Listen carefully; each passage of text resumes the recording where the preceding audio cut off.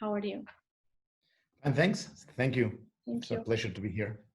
Yes, we follow you from Dubai.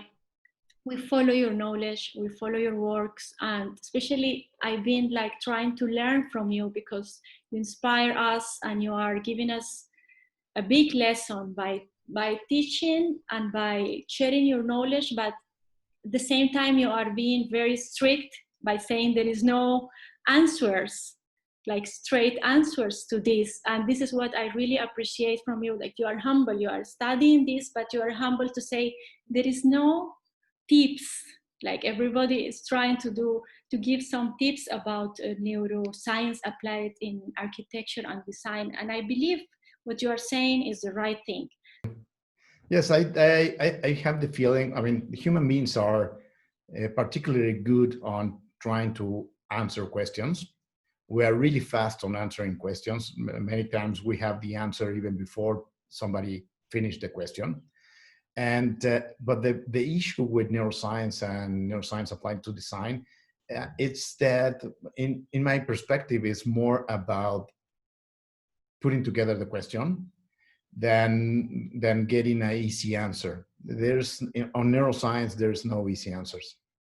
There is no, and that explains why perhaps sometimes I had asked you many questions and you tell me, no, there is no answer for this. And it's not about giving some tips about something. It's about studying it and be able, perhaps we can be able to prove some points, but not everything, right? And it's interesting because it's the reason mostly that there are not like straight answers or easy answers is that we're talking about the human brain that is not easy at all. And it doesn't work it works everything in parallel. And when you're talking about the elements that surround you, well, there are thousands of things going on there. So it's not just color. When people talk about, well, these are the rules on how you use certain colors, for example, well, the colors are, you don't perceive them by themselves. They are part of something bigger. And when you perceive color, you may have, I don't know, thousands of stimuli going on in your brain at the same time. So that they may be or not related to color. So I try to avoid give this feeling to people that by knowing a little of neuroscience, they're gonna get the answers easily.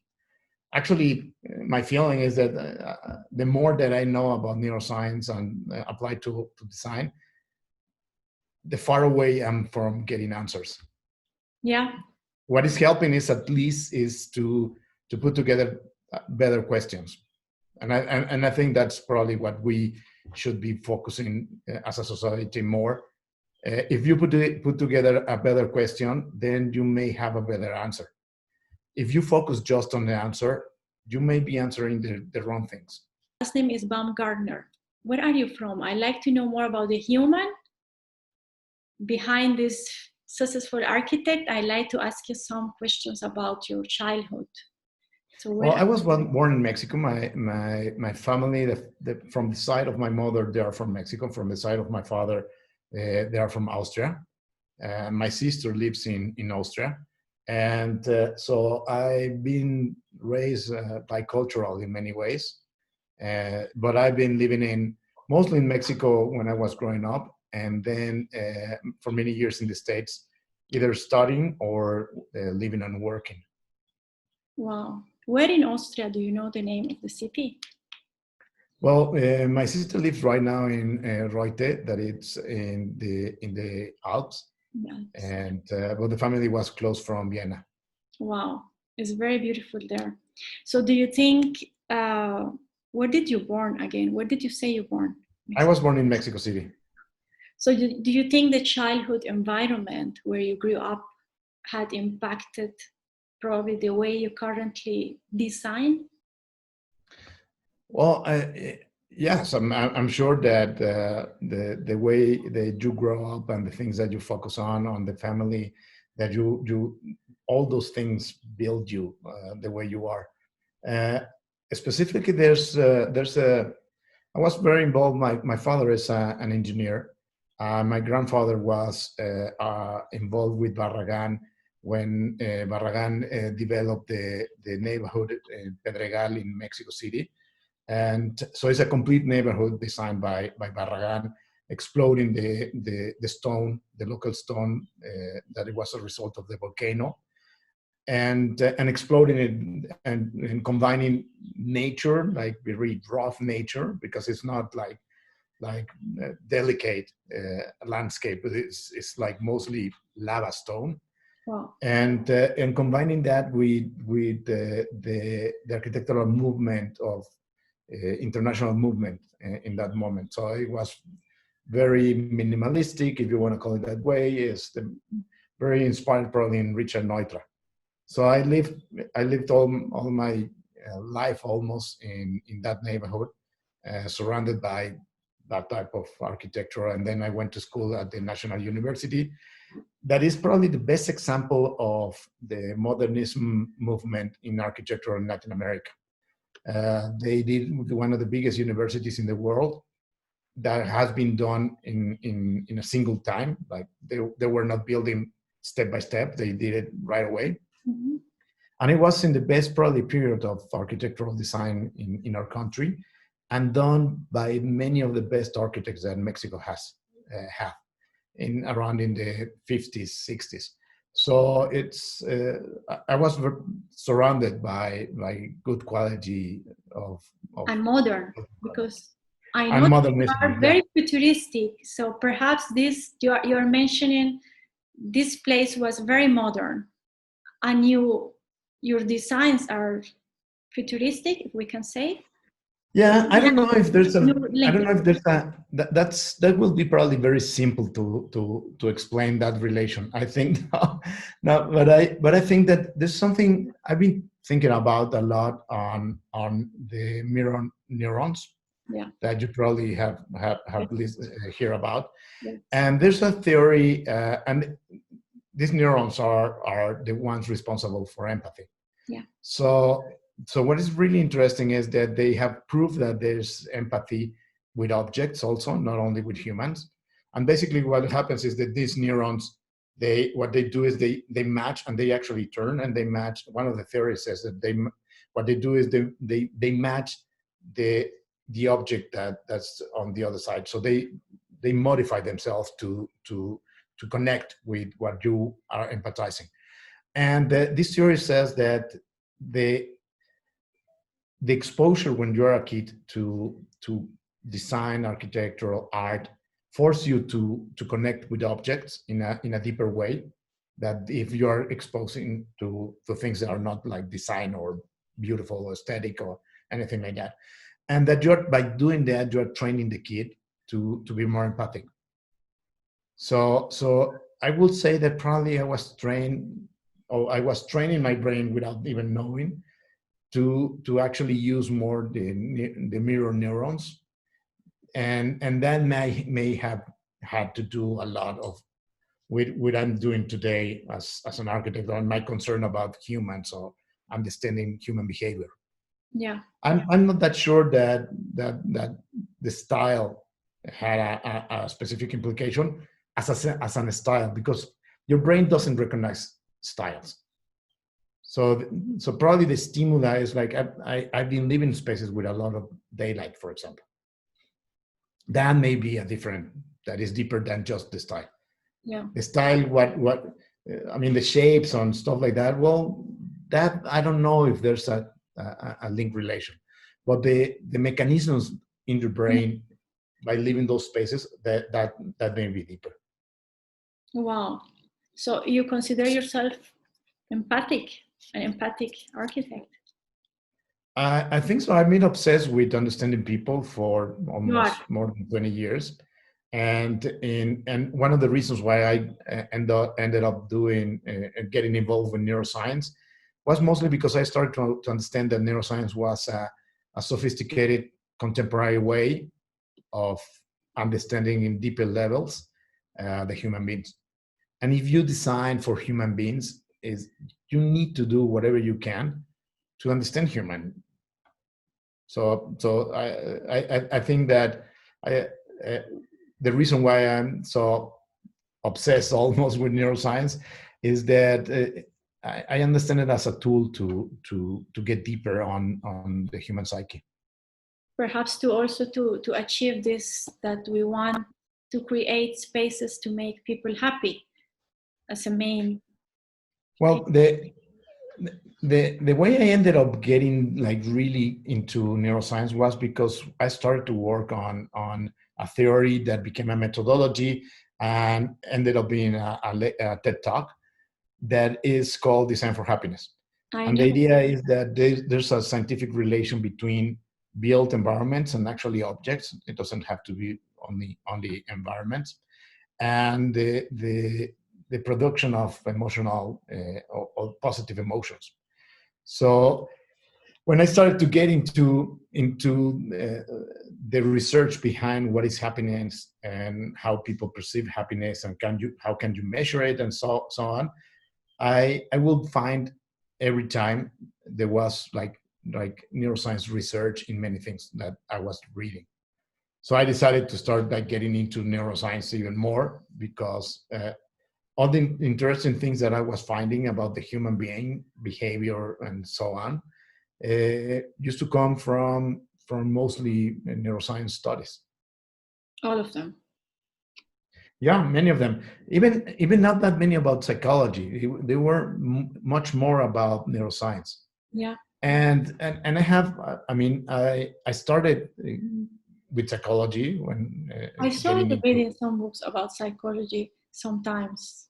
And no, I mean, in many things they complement. In many others they don't. Like neuroscience is bringing knowledge that in many times is contradicting what psychology has been saying in many things. In many others, is actually explaining why Freud used to say many other things that he said. So, but what is really interesting is that I always felt that there was something missing in psychology, that and it was a little soft in many things. That, well, you can. I mean, I'm more in that sense. I'm more in the side of science, more practical, because you don't want to offer something that you cannot prove. Yeah, and measure.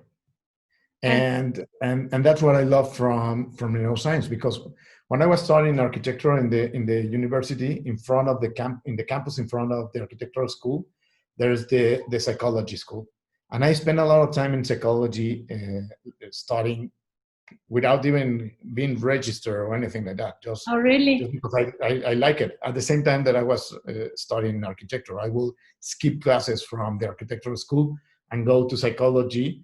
And I was there for at least 1 year learning ambient psychology. And I was amazed how many psychologists, mostly the ones that were specialized on ambient psychology, knew more about the interaction between humans and spaces than many architects.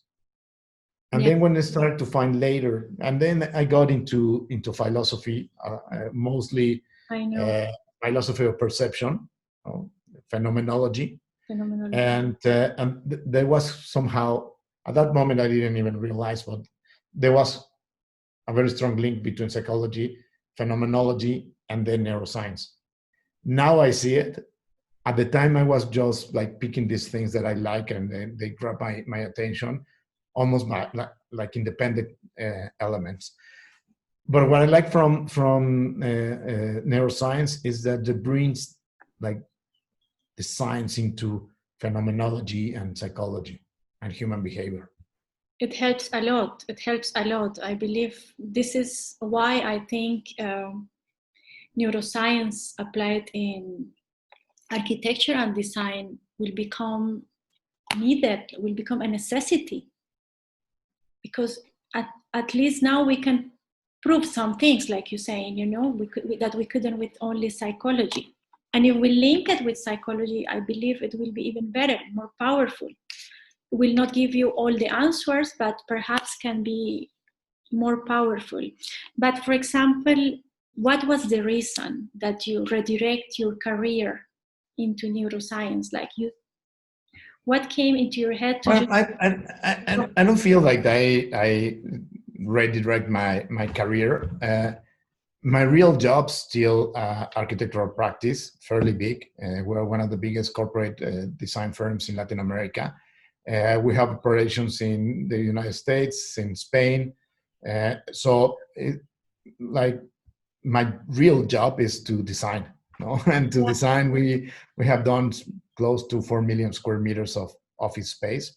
I saw the offices, the corporative offices of Google, and this is perhaps the most important project to show that you have to use a lot of intuitive neuroarchitecture back then to do it, because they. Yes. Well, we were very influenced by phenomenology that now today sounds very close to neuroarchitecture, but we always have been concerned on the impact and the influence that the physical environment has on people. So that has been, I guess, the thing that we have been trying to do is to focus not only on design, but also on the impact of that design, and we use neuroscience as a tool to do that. But still, I mean, even we are putting together a lab that's going to be probably the first lab that is going to be specifically for architectural related to neuroscience in Latin America, at least. In Europe, there are a few, in the United States also. But in Mexico and Latin America is going to be the first one. And it's not going to be huge. I mean, our resources are That's very great. But, I mean, but we're going to start measuring a lot of things, like mostly mental activity related to built environments. But we don't do it as a line of business even. Is as part of the research to try to do better spaces. Can we measure the stress? Yes, you can. In many things, you can measure cortisol, and that's not that difficult to do. And what is difficult to do is to assume that it's not that easy. I mean, you can measure if somebody's being stressed in an environment, but that environment has thousands of stimuli. So to make a link between the stress and which one of the stimuli is doing it, or the combination of the stimuli, the result, that's what is really complex.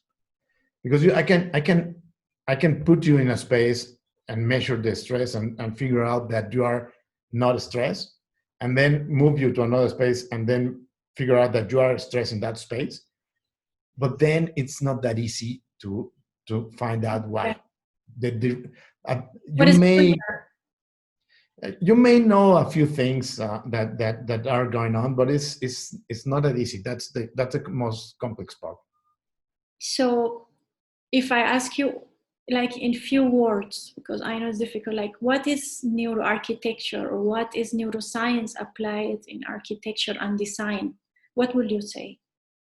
Well, I think that it's a new field where neuroscience and design, mostly on architecture, start to overlap. So the knowledge produced by neuroscience starts to overlap with the practice of architecture, and it's a new field that has a gap right now. There's no many people connecting the two fields.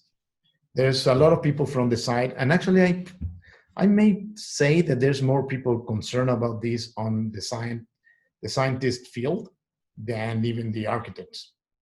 So many of the books that you will read about neuroscience are being written by scientists when neuroscience applied to architecture. So there are not that many architects doing the opposite. There's a few, but I think that is a new field where these two fields overlap. Yeah. What is interesting with neuroscience is that in the last probably 15 years, neuroscience has produced more knowledge about your brain, perception, how memory works, and so on. That that what happened in the really, last 2,000 years. yeah, So neuroscience is going to change almost every single industry, because now you cannot, I mean, it's irresponsible to go out and do any type of product, any type of service without the equivalent of 2,000 years of knowledge. And I always say that, imagine that I went to school with Jesus Christ.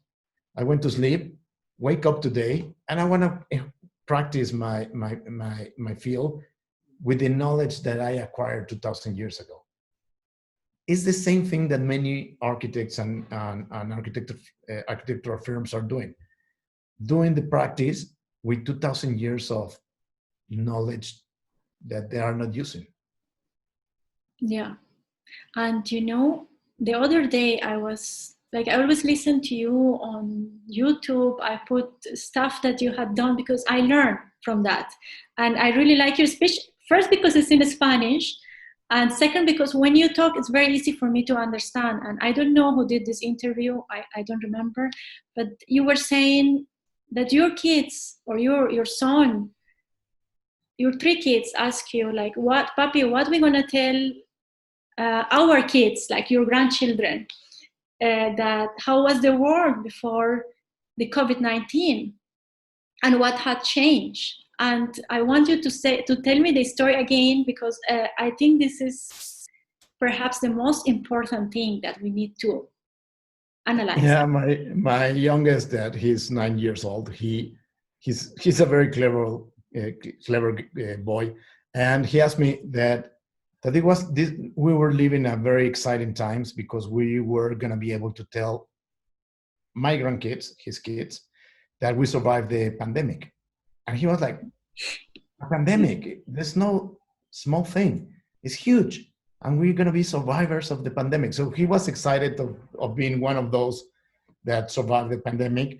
And then he said, imagine when they ask us how was the world before the pandemic.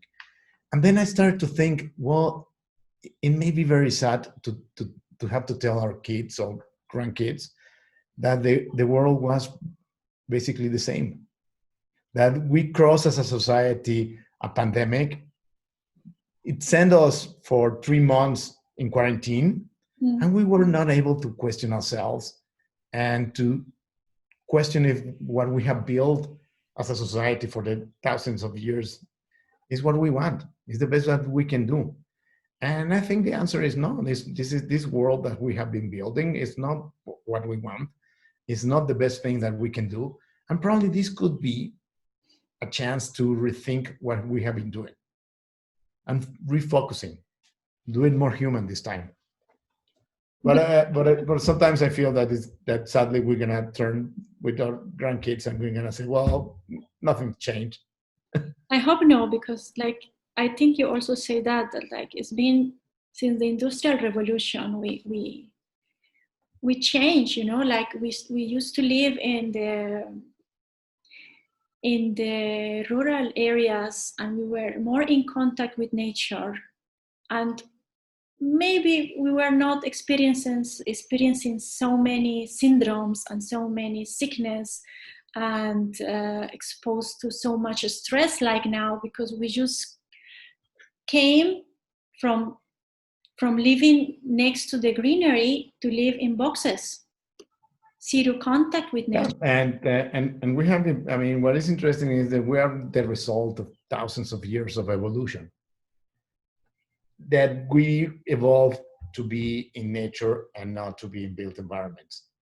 So that's a huge challenge, because we don't want to go back to living in a cave. No, we don't want.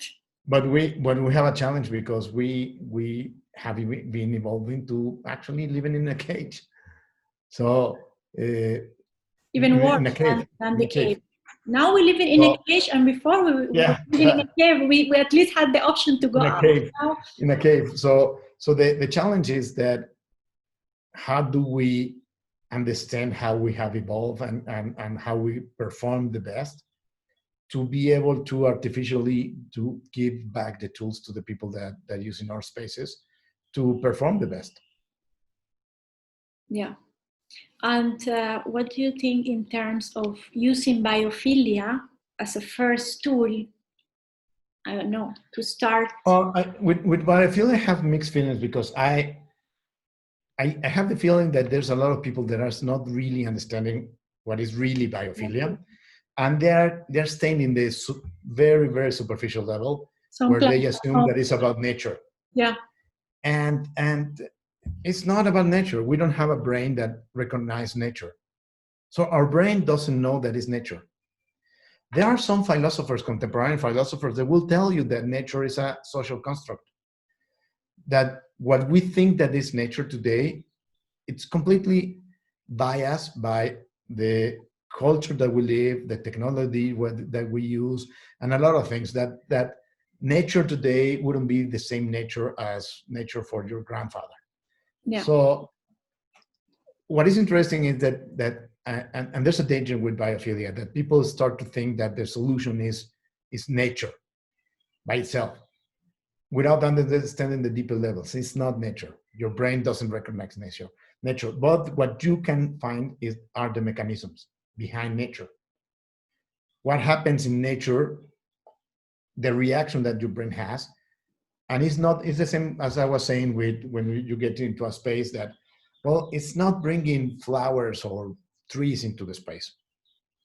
That may do it, but that may do it in the probably most stupid way, just bringing the nature into. Mm-hmm. The complex and the interesting part is, like, if you start to understand what is behind nature, that the brain actually recognize, then you can do it. You could do it artificially without having to bring trees into the space. Or you could, there's the famous study where in the hospital, somebody with a window needs less medicine that somebody that's looking into a wall. Roger Ulrich did the study, like, I don't know. Well, the problem with that is that people start to assume that you need a window. And you don't. Well, your brain doesn't know that it's a window. Yeah. So if we don't go past the obvious, I mean, it's going to be impossible to bring windows to every single room in a hospital. There's not going to be, I mean, there may be hospitals that can do it, but normally it's going to be really hard. But if you understand that it may be the combination of natural light, but it's not even natural light.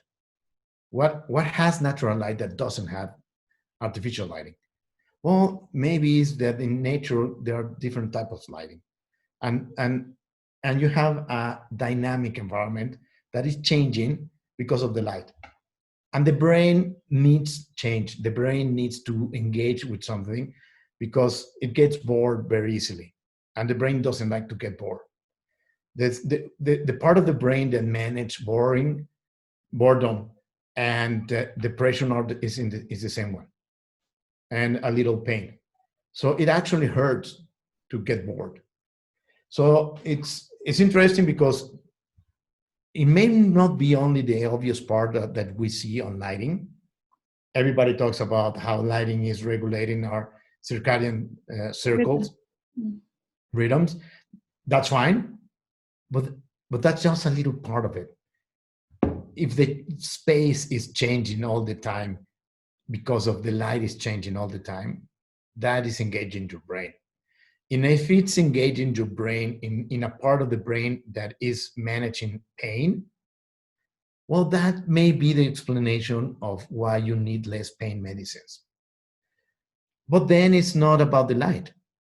Yeah. It's about the mechanism. And that's where I'm obsessed, where I get like really frustrated many times when I hear people about talking about biophilia or talking about in superficial levels neuroscience, is that we are not, in many times, they're not focusing on the mechanisms. And what is really interesting and the really important part is the mechanism. It's not the lighting. It's not the nature. It's not what is outside. It's what is in your brain. That's what is really interesting. The mechanism is how our brain responds to this stimulus, and what is the impact, and how it understands it, and what happens in your brain. And it never had your core or past your brain that why it was only pain medicines, the ones that they needed to use less. Why not something else? I mean, you're taking, when you are in a hospital, you may be taking like 10 medicines. Why it was specifically the pain-related medicine, the one you needed to take less? There's something in the brain happening specifically. It's and that has to do with the mechanism. So with biophilia, my feeling many times is that people start to do like designs that look like flowers. Yeah. But it's not that. My kid can do that. Yeah. I mean, we should be able to go deeper than that, or bringing nature into spaces. Well, yeah, and that may do it. By the way, I mean, I'm sure that if you bring nature into the space, that may do it. But that doesn't mean that you are not understanding anything. Yeah. that doesn't mean as a designer you're understanding the deeper levels. It has to be with engaging the brain. It has to be with boredom. It has to be with aesthetics. There's the Emir Seki has all this line, this branch of neuroscience doing research on aesthetics. That is probably one of the best, amazing branches of neuroscience that I've been researching. It's I love it because it explains a lot the importance of design, and explains a lot the bad things that we have been doing on design. And one of the research that they have done on aesthetics is that when you are interacting with things that you don't like, the part of the brain that leads is the insular cortex. And the insular cortex is responsible of managing pain. And this is really, really amazing and interesting. So that's why I say it hurts. It hurts to be in contact with things that are not aesthetic. In a neurological level, it hurts. You don't feel it because the stimuli is not coming from the traditional process of pain, but it hurts. And once that something hurts in your brain, the consequences of that are the same as if somebody was hitting you, for example. So what is really interesting is that, well, if you're talking about pain in this study on the hospitals, there may be something happening with the window that is more related to mechanisms linked to aesthetics than to nature itself. Yeah. So you can start understanding the mechanism, dynamic spaces, probably sectionauria or golden ratio, and there's a I forgot the name of the snowflakes. They have these patterns. I forget the term, but there's and these patterns repeat in different scales. Okay. They will come. So it's a matter of patterns also repeating almost endlessly. There's another theory that is the Savannah effect. That the explanation behind the Savannah effect is that the mirror neurons, what they do is they project you into what you're seeing.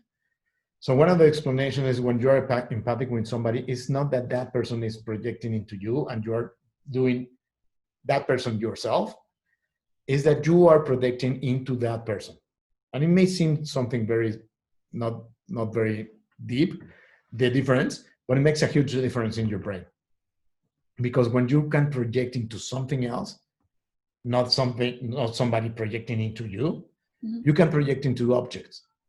So the idea of the Savannah effect is that if you have a picture of a savanna with certain specific things, it has to have a tree, has to have shadows, it has to have variety in the landscape. So a plain, very designed landscape may not do it.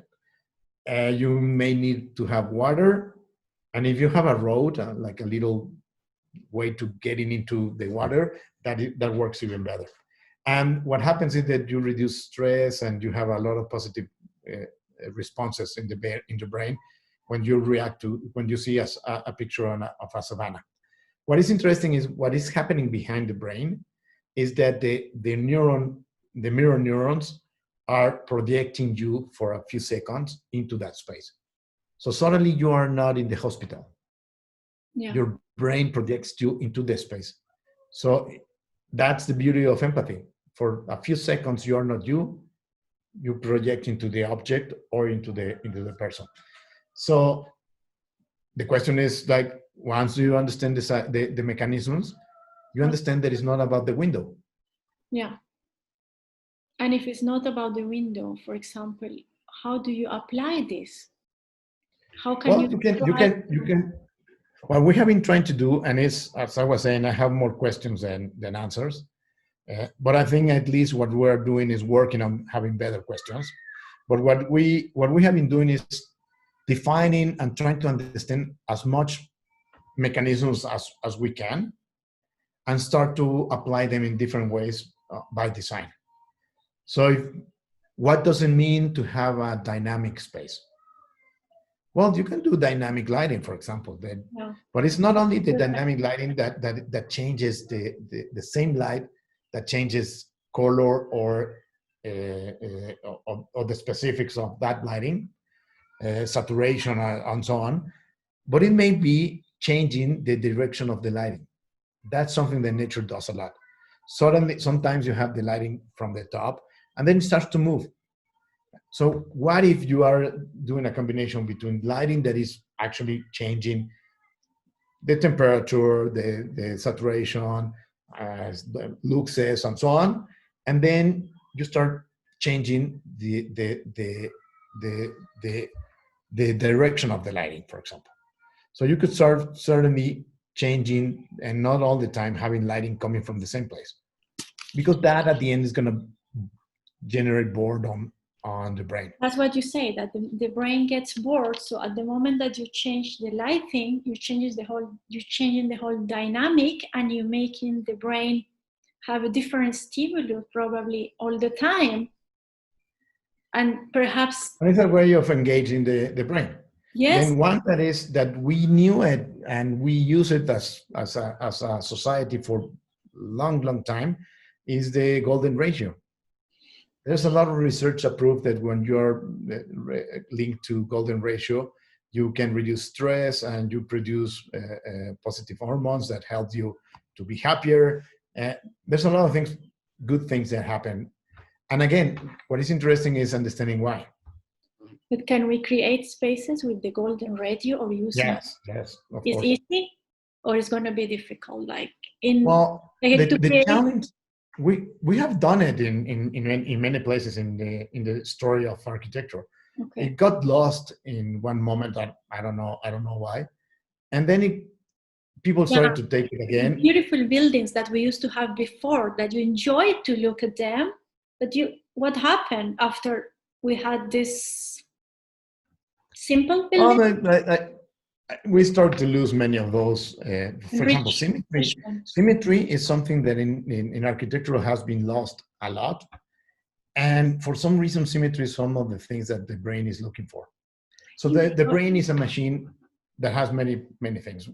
Probably the first thing that the brain does is to try to run with efficiency as much as it can. So what we have to understand that it will try to save energy as much as it can. And because of that has generated what is called cognitive biases. So the cognitive biases, and they have found more than 100 cognitive biases, are things that your brain is doing without you knowing to transform an experience into a memory. And it will do shortcuts. It will take decisions. It will do a lot of things, mostly to save energy. And because the main reason is that when we started to be humans, the energy was something scarce.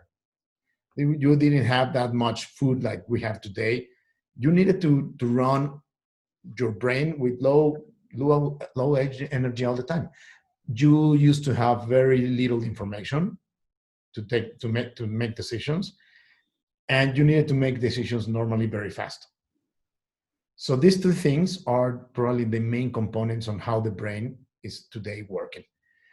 And today you don't need to make decisions with the velocity that you used to in the past. In certain things, we may start to need that again, but normally don't. Normally, you have enough information. You could have enough information. I mean, you can Google whatever you want to and have all the information that you need, and you have energy. You can be eating. You can eat 3 times a day in many places, in many countries. But the challenge is that the brain is not capable like that. So the brain, it will make decisions for you even before you have all the information. The brain will take decisions or make decisions with very little information, very fast, and saving energy. And that's why many times if you like somebody without even knowing that person, for example. And what is interesting is that nature is full of messages, hidden messages for your brain to help you make those decisions. And many of those things are what I call the mechanisms. Many of those things are like, well, aesthetics is so important in the brain, and it's located in a very basic part of the brain, mostly because it was a survival tool. Yeah. You wouldn't eat a fruit that it was ugly and rotten when you were a caveman. You wanted to eat the fruits that were beautiful, that has a nice shape. And it turns out that the shape is very related to the golden radio. And the bright colors are very related to what we consider today beautiful. So many of those things that are aesthetically pleasing were mechanisms to survive when we were cavemen. And that hasn't changed. The brain is working the same way. In architecture, they use a word called venustas for that. Yeah. It was not the same. It was Vitruvius and his books on architecture. Yeah. It was many of the things that he said. It was on the right path. Now today, what is, at least for me, very interesting is to understanding why and how it works. Yeah. So you say, yes, we can create some spaces with the characteristics of the golden radio to have more like this design that will feel good for our mechanisms of response for this stimulus. Yes, my theory is that golden radio by itself is not going to do it. No. Biophilia by itself, biophilia may have something related to golden radio, but biophilia by itself is not going to do it. So I think that what we have to try to do is to put together as many mechanisms, as I call it, together as we can. Yeah. And just hope that we're doing better spaces for people. But we have been doing that, and we have been testing and measuring things, and it does have an impact. Now, which one of the 1,000 stimuli was the important one? Which one or which combination? And the challenge is that you can do golden radio, you can do biophilia, you can do patterns. The brain loves patterns. Yes. One of the things that the brain likes to find are patterns. That's why the mosque designs are so appealing to people, and many designs in nature are. Do you think it's because of the patterns, or also because of the domes and this feeling of there is something to respect, and there is a space where I will feel more spiritual, to say, or more calm? And it contains. I mean, the curved spaces, it has been proved that feels containing, and containing people is something that always people have liked. But then the challenge is that you don't know exactly which one was the one that is normally will be the combination. But even the combination is a real challenge, because it was a combination between 2 or 3 of these elements, or between all of them, or how. So as I was saying, it's in many times it brings more questions than answers. But at least my feeling is that has more direction or the design that you're doing when you have the knowledge than when you don't have the knowledge and you don't do the questions. And then you could be doing things that are like really bad for people. There's some star system architecture done by star architects that you may see in many magazines, and architects will probably love it, that are really bad for human psyche. No, Yeah. there's I love some of the projects from Zaha Hadid, but some of the interiors of Zaha Hadid has been proved that creates a lot of stress because you get lost very easily. Yeah. And there's something that the brain is gonna resent a lot and is not gonna like, and is get lost. Get lost is one of the worst things that you can do to a human. And get lost in terms of there is a lot of mystery in the spaces, or get lost because of the combination of elements that are not very harmonic? Well, in many cases, you get lost because suddenly you don't know where your body in the relation with the spaces. How to control the space. So yeah. So for example, there's a library in Seattle, also done by a very renowned architect, that it's really hard to find things, the restrooms. And you go up into stairs, turn around, go up again, and you end up in the same, it's like an Escher drawing. That it may sound very interesting when you are doing the project. It may be a real challenge technically to design a space that does that. It's really bad for your brain. Yeah. Imagine, and for example, Juan Carlos, in Dubai, we have high temperatures outside. Not all the year, but 3-4 months we have high temperatures. This is an additional external factor from the pandemic, an additional external factor from all our life that we are living here. So how can we, and perhaps also that is a desert, so we don't have these views. If we don't have somebody who will design for us, we have to go for the window. And if we don't have this view, how can we create spaces in Dubai to fight the high temperatures, to stay at home? There is not much view if you don't live by the sea, for example. Well, we call it, and it's a complete methodology, and actually is the work that I'm doing in my thesis on the master degree on neuroscience applied to design, and I have called it spaces of awe. And awe is wow. Difficult in many countries because it's AWE. In many countries, it's difficult because there's no many translations of that. Because it's in Spanish will be asombro, but it's not only asombro. It's a combination with a little to be afraid of what you're experiencing, a little with something that is awesome or something like that. So what is interesting is that there are not that many feelings that also are a mental state. This is one of them. So it's a feeling that becomes a mental state.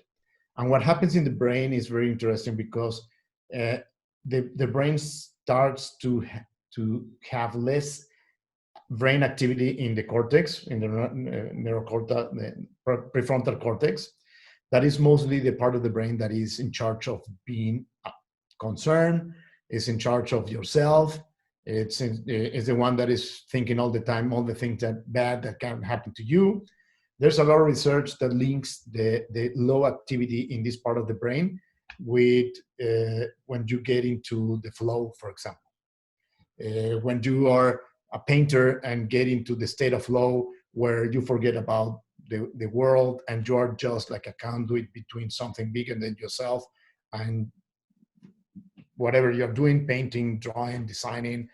It's called the zone when Michael Jordan was sick and he was playing basketball and he was really sick, and then suddenly he got into this place where he was magically playing beautiful. That's the zone in sport, and is the flow in art mostly. But what happens explanation in the brain is that for some reason, the activity in the prefrontal cortex starts to disappear. And then you have that energy going on to other parts of the brain. And what happens because of that, psychologists call it the deconstruction of the self. And the idea of the deconstruction of the self is that you start to be less concerned about yourself because you don't have activity there. And you start being more empathic, and you start to developing prosocial emotions. You want to get together with more people. You want to be part of a group. You create, you link thoughts that you normally wouldn't link because they were the energy was being used by and blocked by this part of the brain. There's people that are doing research on drugs to microdoses to see if you, by using certain drugs, you can do that artificially. But is something that happens in nature. So the biggest provider of has been always nature. But nature in an open environment. When you go to the Grand Canyon, when you are in a forest, when you see something that feels out of your cognitive frame, that it's the references that you have are not there, and it's bigger than yourself. So when you have these two characteristics, the brain will start getting into that becomes a state of mind. The beauty of this is that we have been working on identifying the mechanisms behind and then applying them to design certain things. And we could start even with lighting. We could tone the lighting depending on what you're feeling. I think that in the future, the architecture is going to be part physical and part mixed reality, where the mixed reality are going to be the things that you're going to be wearing some lenses. And then we're going to be able to do specific architecture for your specific person in a specific moment. Because it's not enough the specific person. The specific person in the morning, happy, waking up, maybe somebody completely different to that specific person, stressed in the afternoon, tired. And so it depends on how you will use the elements to make a more interesting life. And stress is one of those things that people tend to, when they hear stress, people tend to think, well, that's really bad. Let's try to get rid of whatever causes stress on your life. That probably is not gonna be, that's not probably gonna happen, but you don't want that to happen either. So what happens is that we have evolved with this part of the brain that I was mentioning before, that is in charge of imagining all the bad things that can happen, among a few other things. And that's constructs the self. So that's where as I was mentioning, that's where the self is. But the self is, this has become a tool of survival. One of the reasons why we've been able to survive and do whatever we want to and send people to the Estratos, to the moon and so on, is mostly because we have a few tools, and this part of the brain is one of them. We can predict what's going to happen. And the interesting thing is that part of the brain is going to be doing all the time predictions. We love when the prediction becomes reality. There's a lot of prophecies in psychology. It's called self-fulfilled prophecies. Mm-hmm. That is when you, for some reasons, create an idea that, oh, these people is not going to like me. And then you do whatever you can so that people doesn't like you. Yeah. Well, it's the same mechanism that happens in your brain, and happens all the time because you have this part of the brain predicting what's going to happen. And one of the reasons why we have been surviving as species is that it's really good. It normally predicts what is going to happen. You don't fall into a mountain because the brain is predicting that you may fall, so you don't get closer. Well, the consequence of that is that your brain doesn't distinguish when that part of the brain creates an idea and it distributes this idea into the brain. your brain doesn't recognize it is if it's real or it's invented. That we have this part of the brain all the time thinking negative thoughts. Normally 85% of what we think is the same thoughts that we thought the day before. So it's not even new thoughts, and they normally are negative. So that's something that we have to take into consideration when we start letting our mind go free, for example. Because what is interesting is that the brain is not going to recognize that the stress and the tiredness and all the bad consequences of that are going to be the same as if you actually live the experience. The brain doesn't know. For them, once that you activate one part of the brain, the consequences of activating that part of the brain are the same if it's real or not. The brain, it doesn't really matter. So we can trick the brain? Yes, I think that's a word that I like a lot, tricking the brain. With many things, for example, with a lot of the things that we do on Design for Happiness is tricking the brain. That's exactly it. Because, for example, there's a correlation between behavior and emotions. Yeah. Normally, we used to think that emotions were the reason why we behave in certain ways. But a lot of research have proved that it could be a street of two ways. So if I, for some reason, can force you to behave different, that is going to modify your emotions. So it's not only your emotions defining your behavior also defines your emotions. So if I want you to be happier, many times what I have to do is trick your brain, modifying your behavior to behave as a happy person, and then you're gonna modify your emotions. So it's interesting because it's not acting into the emotions directly. I can act into the behavior, and that is gonna make a cognitive dissonance in the brain, and the brain is gonna have to adapt to one of those things. And if you can adapt the behavior, it will adapt the emotions. Wow. So we can also get like bad responses to the environment. Like an environment can really make us feel so bad. Like so bad. The environment can even change your DNA expression. Not only not the DNA. There's your DNA. There's something that is called DNA expression, and the DNA expression is that you may have I don't know, is the color of your eyes. Well, your DNA may have the information to have a different color of your eyes, but what is turned on, let's say, it's called the DNA expression. So there's a theory that says that the people with depression, they have in the DNA something that reflects in depression when that thing is turned on. And that's the DNA expression. You can modify the expression throughout the environment that you live in. So you could turn on something that was off in somebody's DNA by the environment. And that has been proven in a lot of animals. And there's not that much research on people, but it happens. I argue that many people that with depression, they may have bad environments in the equation. I'm not saying that it's the only thing. I'm not saying that is the way to completely solve it, but it's a very important part of the process. So the problem with this is many times it's not necessarily knowing exactly how to fix it, but at least knowing the impact that we have if we are not concerned on how to fix this type of problems.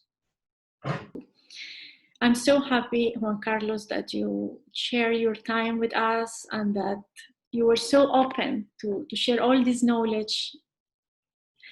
You're a great person. Thank you so much. Thank you. Thank you so much. And we're waiting for you here. Thank you. Thank you very much. Okay. So continue developing spaces for happiness and to help people to feel better, because you are doing a great job. Thank you. Thank you. Thank you.